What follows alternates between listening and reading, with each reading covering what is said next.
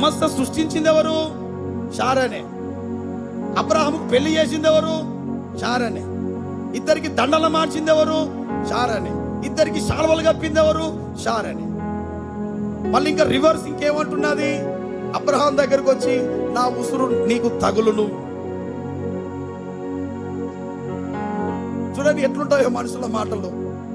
కొంతమంది గిన్నెలు చేసేది వాళ్ళే, గొడవ చేసేది వాళ్ళే. పాపం ఆయన కుర్చీలో కూర్చోడానికి ఏం అర్థం కాదు. అసలు నేను ఏం చేసినా ఇందులో నా హస్తం ఏముంది, నేను ఏమన్నా ఇంట్లోకి ఏం అర్థం కాదు. కొన్నిసార్లు ప్రేమైన దేవుని బిడ్డలారా, కొన్నిసార్లు ఇట్లాంటి పరిస్థితులు వస్తాయి. ఆ పాపం అబ్రహాం ఏం మాట్లాడలేకపోతున్నాడు. అసలు నా తప్పేంది ఇందులో? నేను ఏం జోక్యం చేసుకున్నాను? ఆమెనే పెళ్లి చేసింది, ఇప్పుడు మళ్ళీ ఆమెనే తిడతా ఉంది. ప్రేమైన దేవుడు బిడ్డలారా, ఇంకేమంటున్నది ఆమె?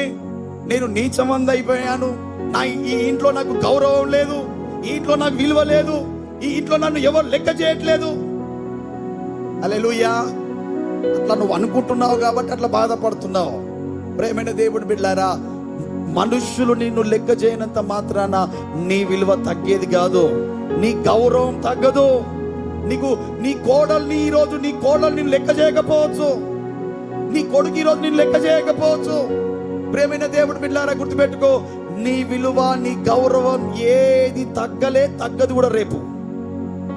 హల్లెలూయా.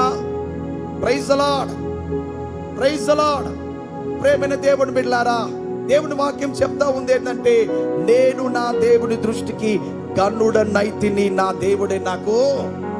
నీ దేవుడే నీకు ఆధారమైతే, నీ దేవుడే నీకు బలమైతే, దేవుడు నీ జీవితంలో ఏం మేలు చేస్తానన్నాడో, ఏ వాగ్దానం నెరవేరుస్తానన్నాడో, ఏది నీ జీవితంలో ఇస్తానన్నాడో దాని వైపు చూసినంత కాలం నీ దేవుడే నీకు బలంగా ఉంటాడు.